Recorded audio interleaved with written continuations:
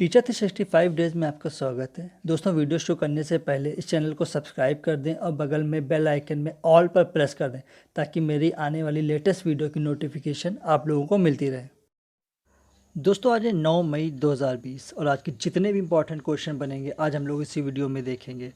और इस वीडियो की पूरी PDF फाइल आपको मेरे टेलीग्राम ग्रुप से मिल जाएगी और उसका लिंक मैंने डिस्क्रिप्शन बॉक्स में दे दिया है। तो आइए देखते हैं पहला क्वेश्चन। विशाखापट्टनम की किस इंडस्ट्री में स्टायरीन गैस का रिसाव हुआ? तो ये हुआ LG पॉलीमर इंडस्ट्री में। दोस्तों, विशाखापट्टनम की LG पॉलीमर इंडस्ट्री में 7 मई को गैस रिसाव हुआ जिसमें 11 लोगों की मौत हो गई। यह इंडस्ट्री आंध्र प्रदेश के विशाखापट्टनम में स्थित है। दोस्तों, स्टायरीन गैस का 1869 में एक जर्मन के वैज्ञानिक थे जिनका नाम था एडवर्ड साइमन। उन्होंने इसकी खोज की थी और यह गैस सांस में जाने पर 10 ही मिनट के अंदर इंसान की मौत हो सकती है। अगला क्वेश्चन देखते हैं। विदेशों में फंसे भारतीयों को वापस भारत लाने के लिए चलाया गया अभियान, इसका नाम है वंदे भारत मिशन। दोस्तों, कोरोना महामारी के कारण लॉकडाउन के चलते लोग जहां तहां हैं वहीं पे फंसे हुए हैं। इसी को देखते हुए विदेशों में जो लोग फंसे हुए हैं भारतीय, उन्हीं की वापसी के लिए केंद्र सरकार ने वंदे भारत मिशन चलाया है। इसी मिशन के तहत 7 मई को 2 इंटरनेशनल फ़्लाइट भारत के 363 प्रवासी नागरिकों को लेकर केरल पहुंची।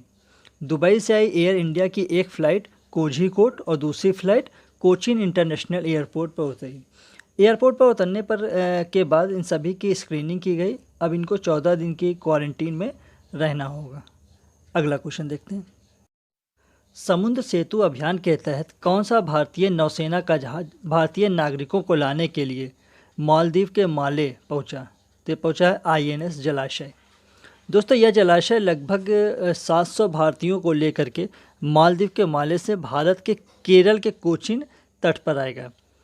दोस्तों, कोरोना लॉकडाउन के बीच ऐसे लोग जो विदेशों में फंसे हैं उन्हें जल मार्ग से वापस लाने के लिए समुद्र सेतु नाम से एक अभियान चलाया जा रहा है। यह अभियान 8 मई से शुरू हुआ है। अगला क्वेश्चन देखते हैं। हाल ही में अंतरिक्ष rocket the long March 5B को सफलतापूर्वक लॉन्च किया। तो इसको किया है चीन ने। दोस्तों, चीन के बड़े मालवाहक रॉकेट मार्च 5B ने 5 मई को अपनी पहली उड़ान भरी। इस नई पीढ़ी के मानव युक्त अंतरिक्ष यान का परीक्षण, संस्करण और कार्गो रिटर्न कैप्सूल को अंतरिक्ष में परीक्षण के लिए भेजा गया है। दोस्तों, यह दक्षिण चीन के एक द्वीप है हैनान के तट पर वेनचोंग स्पेस सेंटर से सुबह 6 बजे लॉन्ग मार्च 5B को अंतरिक्ष में भेजा गया। तो इस स्पेस सेंटर के नाम आपको याद रखना है, इसको नोट कर लीजिएगा, वेनचोंग स्पेस सेंटर। यहाँ से इसको भेजा गया है। अगला क्वेश्चन देखते हैं। हाल ही में रिलायंस जियो की 3.32% की हिस्सेदारी इसको खरीदा है विस्टा इक्विटी पार्टनर्स ने। दोस्तों, अमेरिकी कंपनी विस्टा इक्विटी पार्टनर्स तीसरी ऐसी कंपनी है जिसने रिलायंस जियो में हिस्सेदारी खरीदी है। IIL ने 10 दिन से भी कम समय में रिलायंस जियो की अब तक की कुल 13.46% की हिस्सेदारी बेची है और सबसे पहले रिलायंस जियो की 9.99% की हिस्सेदारी फेसबुक ने लिया। फिर उसके बाद सिल्वर लेक ने 1.15% की और अब विस्टा इक्विटी पार्टनर्स ने 2.32% की हिस्सेदारी ली है। अगला क्वेश्चन देखते हैं। हाल ही में जेनेरिक आधार कंपनी में 50% की हिस्सेदारी खरीदी। तो ये खरीदा है रतन टाटा ने।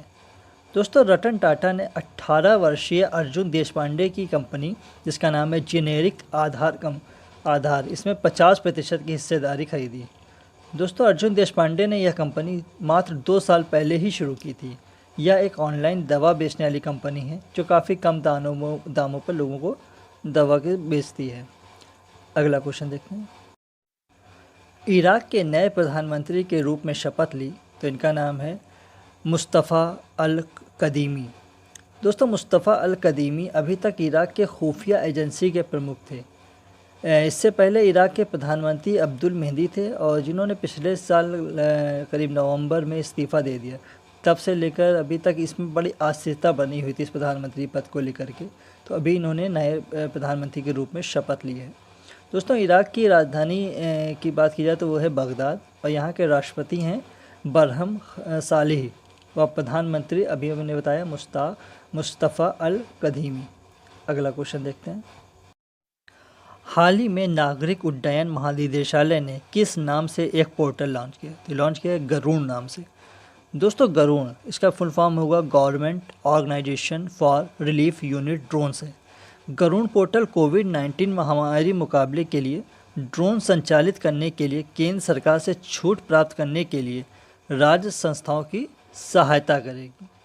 अगला क्वेश्चन देखते हैं। हाल ही में भारत ने किस देश को 2.5 मीट्रिक टन हाइड्रोक्सी क्लोरोक्विन दवा भेजेगा? तो भेजेगा मैक्सिको को। दोस्तों यह दवा तो विशेष रूप से मलेरिया के उपचार में प्रयोग होता है, लेकिन देखा यह गया कि कोविड-19 जो संक्रमित रोगी हैं उनके उपचार में भी दवा कारगर साबित हुई। दोस्तों यह दवा डॉक्टर के परामर्श के बिना नहीं लेनी चाहिए। वैसे भारत में इसकी खुली बिक्री पर रोक लगा दी गई है। अगला क्वेश्चन देखते हैं। तोमान किस देश की नई प्रस्तावित मुद्रा का नाम है? तो यह है ईरान की। दोस्तों ईरान की मुद्रा अभी तक इसका नाम रियाल था। ईरान की संसद की मंजूरी मिलने के बाद अब इसका नया नाम तोमान हो गया है। अब सेंट्रल बैंक ऑफ ईरान को अपनी करेंसी में बदलाव के लिए 2 साल का वक्त दिया गया है कि इन 2 साल में वो अपनी करेंसी को चेंज कर ले। बात ईरान की हो रही है तो ईरान की राजधानी है तेहरान। यहाँ की राजभाषा फ़ारसी है और यहाँ के सर्वोच्च नेता अयातुल्ला अली खुमैनी हैं। और राष्ट्रपति की बात की जाए तो यहाँ के राष्ट्रपति हैं हसन रूहानी और यहाँ के पहले उपराष्ट्रपति बनाए गए हैं परवेज़ दाऊदी। और यहाँ की संसद को क्या कहते हैं? वो कहते हैं मजलिस। अगला क्वेश्चन देखते हैं। हाल ही में किसने सुरक्षित दादा दादी और नाना नानी अभियान शुरू किया? तो शुरू किया है नीति आयोग ने। दोस्तों इस अभियान के तहत जिस घर में कोई बुजुर्ग रहते हैं उनकी कोविड-19 को लेकर के जागरूकता फैलाने के लिए कि अपने घरों के बुज़ुर्गों को इस संक्रमण से कैसा बचाया जाए, इसके लिए यह अभियान शुरू किया गया है। और दोस्तों नीति आयोग ने एक फाउंडेशन है जिसका नाम है पिरामल फाउंडेशन, उसके साथ मिलकर के यह कार्यक्रम शुरू किया है। अगला क्वेश्चन देखते हैं। पुस्तक Vijyant at Kargil the life of a Kargil hero के रचनाकार हैं। तो इनके रचनाकार हैं कर्नल वी.एन. थापर और नेहा द्विवेदी। दोस्तों यह पुस्तक मरणोपरांत वीर चक्र से सम्मानित कैप्टन विजयंत के जीवन से संबंधित है।